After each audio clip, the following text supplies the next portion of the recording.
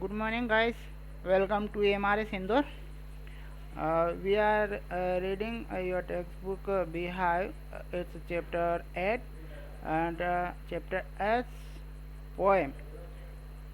Poem on killing a tree. Okay आप सभी ने देखा होगा पेड़ को काटते हुए लोगों को।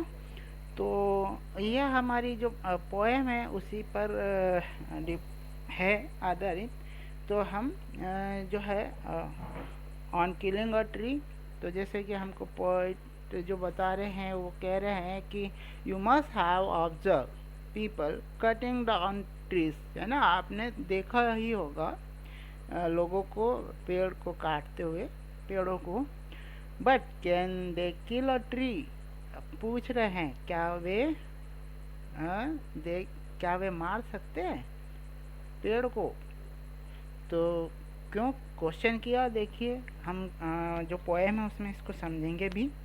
Is it easy to do so, क्या यह करना इतना आसान है, ऐसा भी पूछते। Let's read the poem and find out, है ना। अब हम चलो हम पढ़ते हैं पोएम को, find out what the poet से ऑन किलिंग अ ट्री, है ना।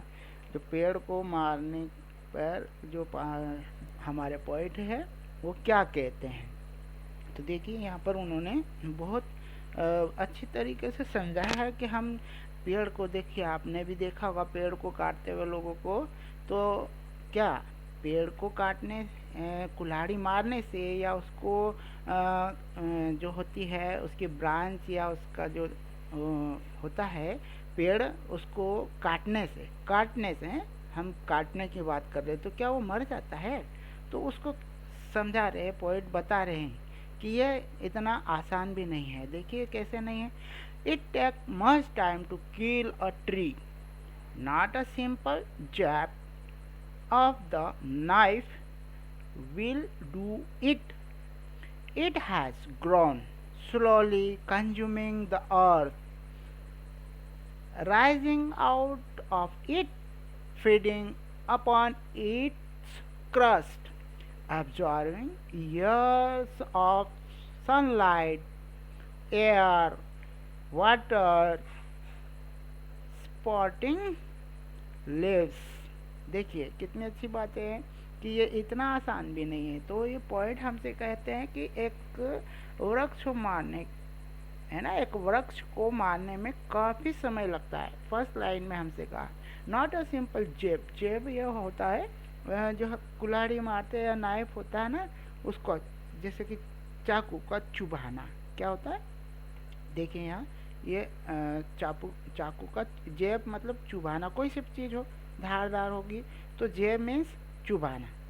तो जेब ऑफ नाइफ, तो ये कह रहे हैं कि जो है चाकू की एक चुभन से काम नहीं चलेगा। नॉट अ सिंपल जेब of the knife will do it, it has grown slowly consuming the earth, है ना। ये देखिए ये धीरे धीरे ही बढ़ता होता, क्या करके, कंज्यूमिंग द अर्थ। तो अपना जो भोजन है वो अर्थ से मतलब जमीन से ही लेता है, यह पृथ्वी, है ना। Consuming the earth, rising out of it, feeding upon its crust. Crust जो होता है ना बेटा, वो जिसको हम कहते हैं अपर लेयर होती है ना जमीन की, उसको कहते हैं, है ना। इसको हिंदी में भूपटल कहते हैं। तो उस पर होता है ऑब्जर्विंग ईयर्स ऑफ सनलाइट, कई सालों तक सनलाइट को करता है। और क्या ऑब्जर्व करता है वो, एयर को, वाटर को, and out of its leprous. देखिए यहाँ पर एक वर्ड भी आया है लेप्रस हाइड, जो हम एक तरह से कहें ना, किसी आपने जिसको एक लेप्रोसी बीमारी होती है ना, उसको हो जाती है ना कोढ़ की बीमारी, तो उसकी जो त्वचा है वो बदल जाती है। कैसी बदल जाती है, वो अलग तरह के उसमें शेड बन जाते हैं, अलग अलग धब्बे बन जाते हैं, है ना। तो इस तरह की हम पेड़ देखते हैं तो उसकी भी छाल ऐसी ही दिखाई देती है। तो ये भी वैसी है। स्पॉटिंग लेब्स जो होती है, स्पॉटिंग मतलब वो फिर से उगता है ना। अभी हम कोई अनाज हो तो उसको अगर हम एक दो दिन पानी में डाल दे तो वो भी स्पॉटिंग होता है। वो भी उगाता है, तो उगना होता है, इसको उगना कहते हैं। तो यहाँ पर यह पृथ्वी से और भूपटल से जीवन लेता है, मतलब अपना भोजन लेता हुआ क्या करता है, धीरे धीरे ऊपर उठता है। ठीक है, क्या करता है, slowly consuming earth rising out slowly rising out of it, ऊपर उठता है, फीडिंग अपॉन इट्स क्रस्ट। और जो ये है धीरे धीरे ऊपर उठता है, और इसने जो है सूर्य की रोशनी, हवा, पानी को वर्षों से अपने अंदर समेटा हुआ है। ओके, अपने अंदर क्या कर रखा है, समेटा हुआ है। तो ये जो है यहाँ पर उसने कई सालों से, क्योंकि ये तो बरसों से एब्जॉर्बिंग, यहाँ पर एब्जॉर्बिंग का मतलब ये है कि इसने कई सालों से समेटा हुआ अपने अंदर, तो ये एब्जॉर्ब कर रहा है। तो अपॉन इट्स क्रस्ट, इसका मतलब है ये जो उसकी ऊपरी लेयर होती है भूमि की, उससे और इसके कोड़ियों जैसी छाल से पत्ते निकलते हैं। देखिए, कोड़ियों जैसी पत्तों ये होते हैं ना, कोड़ियों जैसी छाल जिसको कहेंगे, तो लेप्रस हाइट, इसको कहते हैं हम कोड़ियों जैसी छाल से। क्या होता है, लाए जो लेव्स है ना, पत्ते, ये क्या होता है, स्पॉटिंग मतलब निकलते, उगना जिसको कहते हैं ना, उगना कहते हैं। तो ग्रोविंग जिसको हम कह सकते हैं, तो उगते हैं। हम नेक्स्ट स्टेंजा में जाते हैं। नेक्स्ट स्टेंजा हमको कोई किसी ने, हमारा एक स्टूडेंट है ज्वाइन किया है, हम जरा चेक कर लें उसको भी, नहीं तो वो बाहर ही वेट करता रहेगा, नहीं है कोई भी। ओके, तो नेक्स्ट स्टेंजा हमारा शो हैक को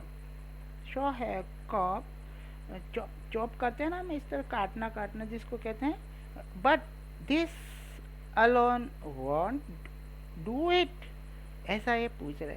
तो इसलिए काटो और Chiro.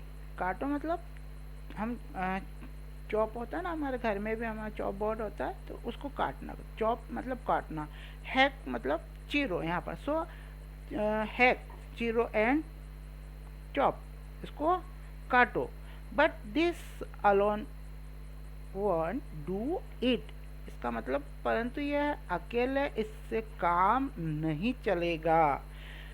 Not so much pain will do it, तो यह काफ़ी दर्द से कम नहीं चलेगा, मतलब इतने दर्द से काम नहीं चलेगा। Not so much pain will do it, तो ये इतना दर्द से काम नहीं चलेगा। हमारे जो पॉइंट है वो ये कह रहे हैं कि ये सिर्फ आप इतना सा काट दो, इतना सा इसको घाव दे दो, इतने से आप काट के अलग भी कर दो, इतना दर्द दे दो, इतने से काम नहीं चलेगा। The bleeding bark will heal, and from close to the ground will rise curdle. Okay, curled का मतलब यहाँ पर घुंघरालू जो होते ना, उसको अपन ने एक बार पहले भी हमें वर्ड आया था तब भी बताया था, will rise curled green twigs. तो यहाँ कह रहे हैं मैनीच्योर बग। देखिए यहाँ ये कह रहे हैं कि यह हमसे कहा था ना, जैसे कि इतने से काम नहीं चलेगा, the bleeding bark will had. यहाँ ब्लीडिंग बार्क का मतलब है यह है खून निकालती छाल, बार्क में यहाँ पर वो पेड़ की छाल है, ब्लीडिंग खून निकालती हुई छाल ठीक हो जाएगी। विल हील, क्या हो जाएगी, विल हील मतलब रिकवर कर लेगी। वह बार का मतलब ये छाल है, ब्लीडिंग मतलब खून निकालती हुई छाल। विल हील मतलब कवर हो जाएगी, ठीक हो जाएगी। And from close to the ground will rise curled green twigs, और पृथ्वी से है ना, पृथ्वी के पटल से, ठीक है, from the close the ground will rise curled green twigs. Green twigs मतलब हरी, कर्ल्ड मतलब वो घुंघरालू, ट्विग्स मतलब टहनिया क्या हो जाएगी, विल राइज मतलब निकलेगी। मैनिएचर बग्स छोटी शाखाएं, जो हम जिसको कहते हैं पेड़ पे, आपने ये भी देखी होगी छोटी छोटी शाखाएं निकल। मैनिएचर बग्स छोटी शाखाएं which if unchecked will expand again to former size, मतलब फार्मर हम पूर्व की बोलते हैं ना फार्मर साइज। तो जिन्हें विच मतलब जिन्हें, इफ अनचेक तो जिन्हें रोका नहीं गया, अनचेक मतलब जिनको अगर रोका नहीं गया, will expand again, expand again फिर से क्या हो जाएगी, वो क्या होगी, पहले की साइज में जो होती है पहले की साइज तक बढ़ जाएगी। एक्सपेंड अगेन, एक्सपेंड मतलब बढ़ जाएगी। ओके, तो यहाँ पर यदि रोका नहीं गया तो पहले की साइज तक बढ़ जाएगी, दोबारा बढ़ जाएगी। तो to former size, former size पहले की जो साइज थी वहाँ तक बढ़ जाएगी। नेक्स्ट स्टेंजा हमसे कहता है, पोएट इस स्टेंजा में हमसे ये कह रहे हैं, no the root is to be pulled out of the anchoring earth. Anchoring earth, देखिए हम यहाँ के वर्ड हम आपने भी जहाज देखे होंगे, जब वो पोर्ट पर आते हैं समुद्र के किनारे तो वो खड़े रहते, तो वहाँ उनको टिकने के लिए, वहाँ बने रहने के लिए, ताकि वो बहे नहीं, इधर उधर उखड़े नहीं, जाए नहीं, तो एंकर डाला जाता है। इसमें एक हुक बहुत बड़ा सा चेन में बंधा हुआ, वो जो होता है वहाँ पर जो उसका बॉटम होता है समुद्र का, वहाँ जाके टिक जाता है, मतलब ताकि वो एक उसमें धंस जाता है, अंदर पत्थर रहते, मिट्टी रहती है उसमें, ताकि जहाज इधर उधर नहीं जाए। तो ये वही एंकर की बात कर रहे हैं यहाँ पर poet. The root, no the root is to be pulled out of the anchoring earth. तो जड़ को जो है उखाड़, है ना, आश्रय देने वाली, जड़ को उखाड़ आश्रय देने वाली जो होती है पृथ्वी से खींचना होगा, क्योंकि ये आश्रय तो किसने दिया है, पृथ्वी ने दिया। एंकरिंग अर्थ, तो अर्थ ने दिया है उसको आश्रय, एंकरिंग करना। It is to be rope, rope जो होता है ना रस्सी, roped tight, it is to be rope tight and pull out, snapped out. तो ये कह रहे हैं इसे रस्से से बांधना होगा और एकदम से मतलब पुल्ड आउट, स्नैप्ड आउट, एकदम से खींचना होगा। देखिए कोई चीज़ हमको निकालना होता है ना, बहुत गहरी हो, जड़ें मजबूत हो, तो उसको एकदम से खींचना होता है। तो ये कह रहे और go to next page please, are pulled out entirely out from the earth caves. Earth caves यहाँ पर ज़मीन के अंदर धंसा हुआ रहता है जड़ें, तो क्या करना होगा, या झटके से पूर्ण रूप से गुफा रूपी, अर्थ केव मतलब गुफा रूपी भूमि से खींचना होगा। पुल्ड आउट, हम खींचते हैं ना, कोई दरवाजा भी हमको खींचना होगा अपनी तरफ तो हम पुल करते हैं उसको, पुल, और धकाना हो तो पुश। तो यहाँ पर पुल्ड आउट, तो उसको क्या करना होगा, झटके से पूर्ण रूप से गुफा रूपी भूमि से क्या करना होगा, इसको खींचना होगा। क्यों कहा है ऐसा कवि ने हमको, पोइट ने ऐसा, क्योंकि जमीन में धसी हुई रहती है इसकी roots. Okay, and the strength of the tree exposed, exposed हो जाएगी।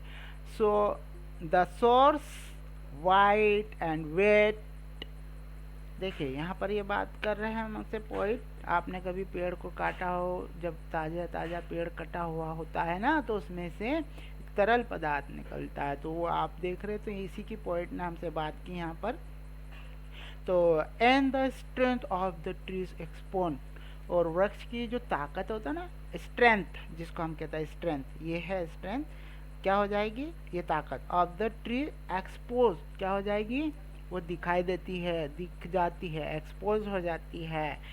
The source white and wet, क्या है, जो सफ़ेद और गीला स्रोत होता है ना, इसका सफ़ेद और गीला, सोर्स मतलब स्रोत, है ना, वाइट एंड वेट गीला और सफ़ेद स्रोत। द मोस्ट है ना, the most sensitive hidden for years inside the earth. देखिए कई सालों से होता है ना। तो ये जो है सफ़ेद और गीला स्रोत है अत्यधिक नाजुक है। कैसा है? वेरी द मोस्ट सेंसिटिव, अत्यधिक नाजुक और वर्षों से पृथ्वी के अंदर छिपा हुआ, हाइड है। क्या हुआ है? हाइड है। कब से? The yes inside the earth. तो उसके अंदर वर्षों से पृथ्वी के अंदर छुपा हुआ है। द देन द मैटर, है ना, तब जो बात है वो उसकी बात करें। Then the matter of scorching and choking. देखिए यहाँ पर जो पॉइंट कह रहे हैं, फिर जो है वृक्ष जो है उसकी बात कर रहे हैं, scorching and choking in sun and air. तो फिर वृक्ष के जो सूर्य की रोशनी और हवा में क्या होता है? स्कॉर्चिंग मतलब झुलसना। क्या होता है? क्योंकि अब वो जड़ वहाँ से उसकी हटा दी हमने, तो क्या होता है? जड़ जब निकाल देते हैं तो क्या होता है? सूर्य की रोशनी में क्या होता है? ये फिर आप जब छोड़ देंगे खुला तो वो झुलसने लगता है, स्कॉचिंग होने लगता है। एंड मरने जो है, झुलसने और मरने मतलब चॉकिंग होता है ना। चॉक आपने किया था कॉटन काट के, तो वो क्या होता है?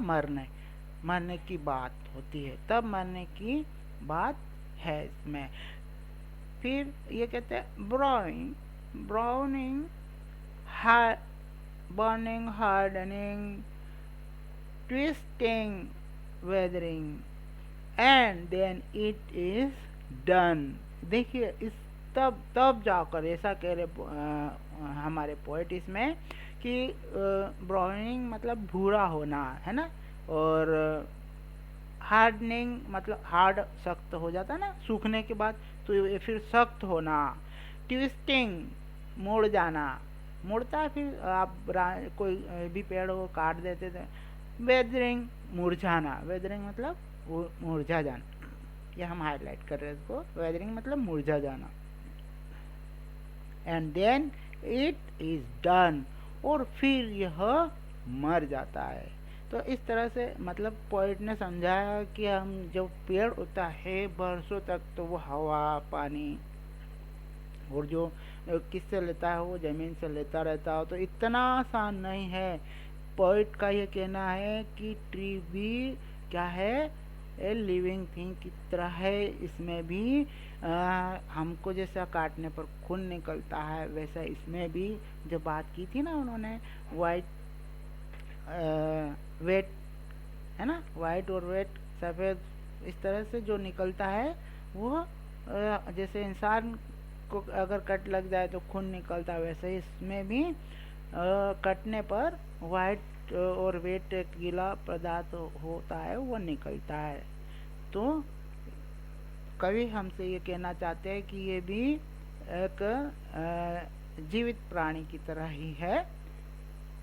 यह हमको एक मैसेज देना चाहते हैं इसमें। तो यह हमारे जो पॉइंट है, इसके जो उनका नाम है जी पटेल भी के नाम से भी इनको जाना जाता है। तो यह जो इसमें मैसेज दिया इन्होंने पेड़ के काटने के लिए, है ना, इतना आसान नहीं है, और ये भी एक जीवित प्राणी की तरह है। तो गाइस, ये हमारा जो चैप्टर था यहाँ पर ये समाप्त होता है। इसमें रिमिंग नहीं है, एक भी वर्ड, है ना, तो राइम नहीं है, नो राइम। देखिए राइम कैसे ढूंढते हैं हम? एक के बाद एक राइम होता है ना, एक लाइन के बाद दूसरी लाइन में आता है लास्ट वाला वर्ड, वो नहीं है। ट्री, तो यहाँ नाइफ आ गया, ना ग्रो आ गया, यहाँ अर्थ आ गया, ऐसा होता है। तो राइम, नो राइम, तो ये फ्री वर्ड्स है, इसका मतलब ये फ्री वर्ड्स पोएम है। अब एलिट्रेशन हम देखते हैं कि जो वर्ड होता है उसमें वो जो कंसोनेंट होता है वो सेम होता है ना, तो कंसोनेंट देखते हैं हम इसमें। कंसोनेंट वर्ड का प्रोनाउंसिएशन एक ही बार, एक लाइन में 2 बार होता है। ओके, तो यहाँ पर वो हम देख सकते हैं इस तरह से। तो ये जो हमारी पोएम है बेटा, आज हमने ये चैप्टर जो है इस पोएम को समाप्त हो गया और चैप्टर हमारा इससे यहाँ आके समाप्त होता है। इसके कुछ क्वेश्चंस है, आप उनके आंसर देने का है ना कोशिश कीजिए, और नहीं तो हम बताएंगे। और आपको कोई डाउट है इससे, इस चैप्टर से रिलेटेड, पोएम से रिलेटेड, आप चैट बॉक्स में हमको सेंड कीजिए। I will clear your doubts. Okay guys, have a nice day.